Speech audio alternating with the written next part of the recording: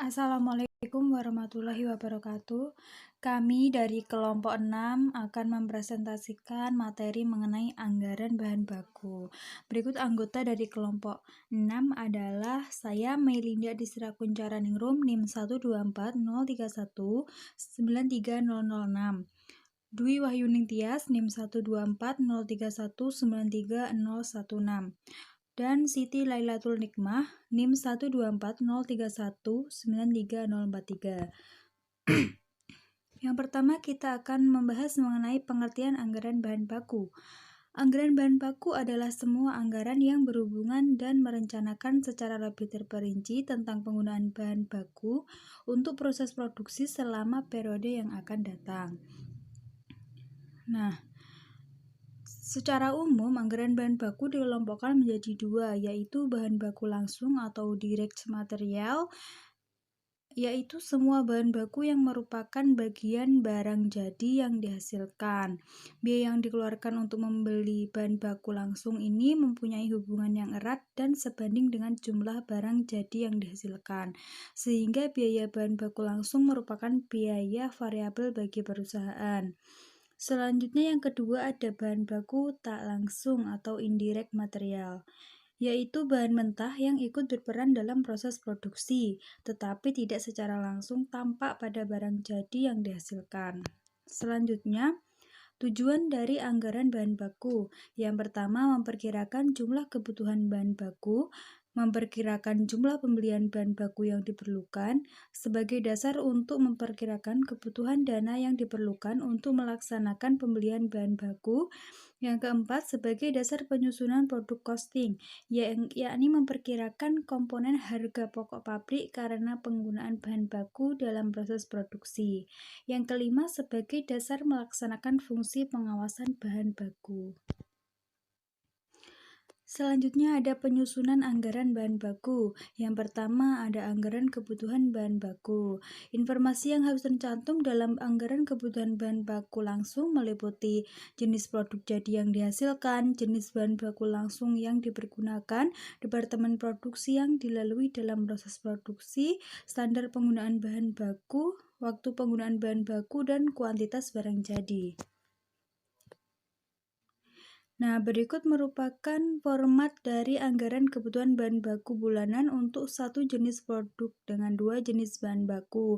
Bisa dilihat tabelnya dalam PPT CVGM anggaran kebutuhan bahan baku 1 Januari sampai 31 Desember 20 XY.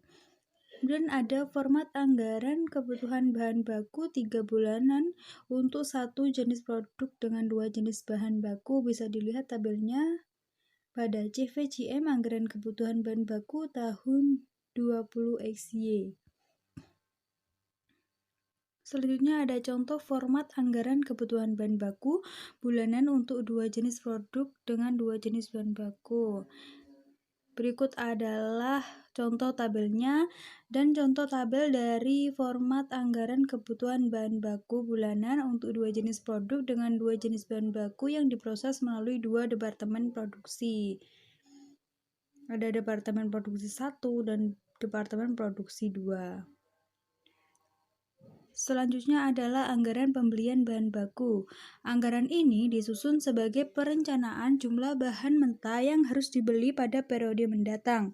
Pembelian dilakukan dengan mempertimbangkan faktor kebijakan persediaan bahan mentah dan kebutuhan bahan mentah. Penentuan jumlah pembelian bahan mentah dapat dilakukan dengan menggunakan pendekatan EOX. Dapat dilakukan dengan menggunakan pendekatan EOQ.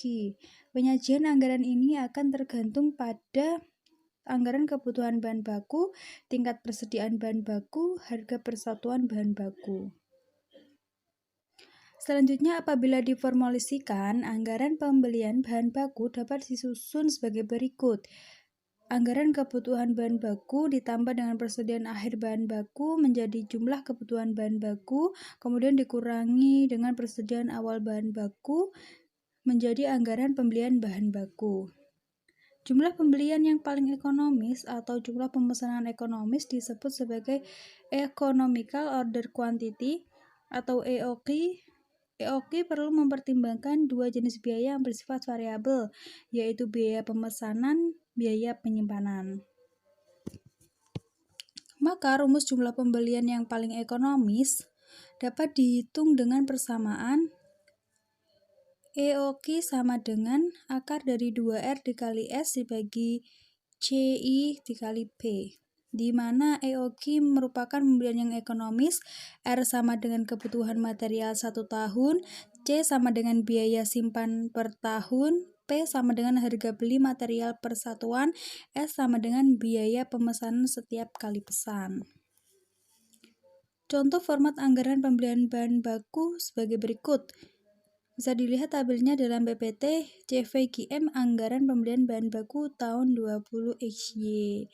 Terdapat bahan C jumlah 1 tahun, bahan D dan jumlah 1 tahun. Saya Dwi Wahyuning Tias, NIM 12403193016, akan melanjutkan materi tentang anggaran persediaan bahan baku dan penyusunannya. Tujuan penyusunan anggaran persediaan bahan baku langsung adalah untuk mengendalikan tingkat persediaan bahan baku langsung yang terdapat dalam gudang, sehingga dapat diketahui penggunaan bahan baku langsung yang masih tersisa sebagai persediaan sesuai dengan rencana semula. Adapun faktor-faktor yang mempengaruhi tingkat persediaan bahan baku langsung antara lain, yang pertama volume produksi selama satu periode waktu tertentu, yang kedua volume minimal bahan baku langsung, yang ketiga besarnya pembelian yang ekonomis, yang keempat taksiran perubahan harga beli, yang kelima biaya penyimpanan dan pemeliharaan bahan baku, dan yang terakhir tingkat kecepatan bahan baku langsung menjadi rusak. Selanjutnya, informasi-informasi yang minimal harus ada dalam anggaran persediaan bahan baku adalah: yang pertama jenis bahan baku, yang kedua jumlah bahan baku langsung yang tersisa sebagai persediaan, harga beli persatuan, dan nilai bahan baku langsung yang tersimpan sebagai persediaan. Nah, setiap perusahaan dapat mempunyai kebijakan dalam penilaian persediaan yang berbeda. Adapun dasar kebijakan tentang penilaian persediaan ada 3 sebenarnya.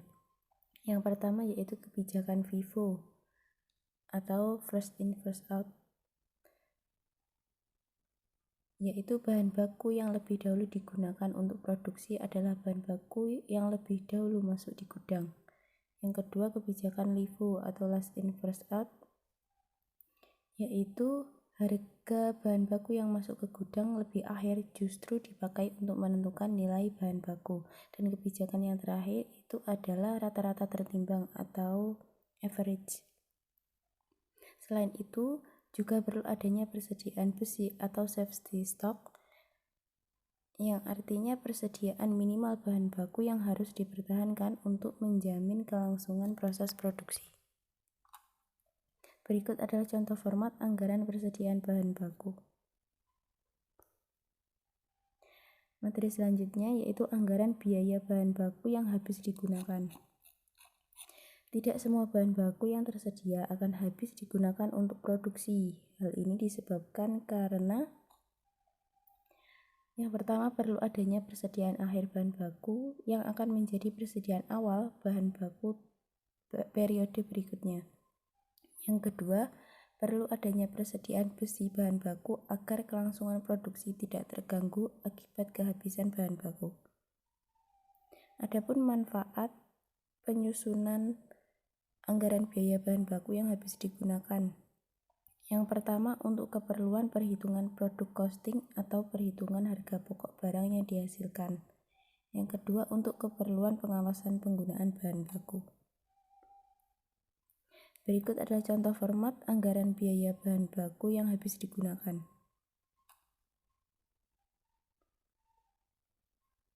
Nah, untuk total penggunaan bahan baku yang digunakan akan tergantung pada dua hal. Yang pertama, anggaran biaya pembelian bahan baku dan nilai persediaan. Semakin tinggi pembelian bahan baku akan menyebabkan biaya penggunaan bahan baku semakin besar. Nah, untuk nilai persediaan awal bahan baku itu tergantung pada besarnya unit bahan baku yang tersedia dan harga bahan baku per satuan. Untuk nilai persediaan akhir itu tergantung pada estimasi atau perkiraan persediaan bahan baku akhir periode dan metode penilaian persediaan bahan baku yang digunakan. Untuk alternatif metode penilaian persediaan bahan baku itu bisa menggunakan 3 metode seperti yang sudah saya jelaskan di atas. Yang pertama FIFO, LIFO, dan average. FIFO atau first in first out, bahan baku yang pertama masuk atau pertama dibeli langsung digunakan dalam proses produksi. Dengan demikian, persediaan bahan baku pada akhir periode dinilai dengan harga pada pembelian terakhir. Untuk metode LIFO, bahan baku yang terakhir masuk itu yang pertama digunakan, sehingga persediaan bahan baku pada akhir periode dinilai dengan harga pada pembelian pertama. Dan yang terakhir metode average atau rata-rata, persediaan bahan baku pada akhir periode dinilai dengan harga rata-rata. Selanjutnya, di sini saya Siti Lailatul Nikmah NIM 12403193043 akan melanjutkan materi tentang perhitungan anggaran biaya bahan baku. Rumusnya adalah sebagai berikut. Anggaran biaya pembelian bahan baku ditambah dengan nilai persediaan awal bahan baku, maka jumlahnya sekian, kemudian dikurangi dengan nilai persediaan akhir bahan baku tergantung pada metode penilaian persediaan akhir. Selanjutnya diketahui jumlah anggaran biaya penggunaan bahan baku. Kemudian, selain perhitungan di atas, anggaran biaya bahan baku harus bisa dicari dengan menggunakan rumus biaya bahan baku sama dengan jumlah produksi dikali SUR dikali harga bahan baku. Dengan catatan SUR atau Standard Use Rate menunjukkan berupa satuan unit, kilogram, meter, liter, atau ukuran lainnya bahan baku yang digunakan untuk membuat satu barang jadi. Lalu adapun informasi yang harus tercantum di anggaran biaya bahan baku langsung yang habis dipergunakan adalah yang pertama, jenis bahan baku langsung yang digunakan. Yang kedua, kuantitas bahan baku langsung yang habis digunakan untuk produksi. Yang ketiga, harga persatuan bahan baku langsung. Yang keempat, nilai bahan baku langsung yang habis digunakan untuk produksi. Yang kelima, jenis produk jadi yang menggunakan bahan baku langsung. Yang terakhir, waktu pemakaian bahan baku langsung.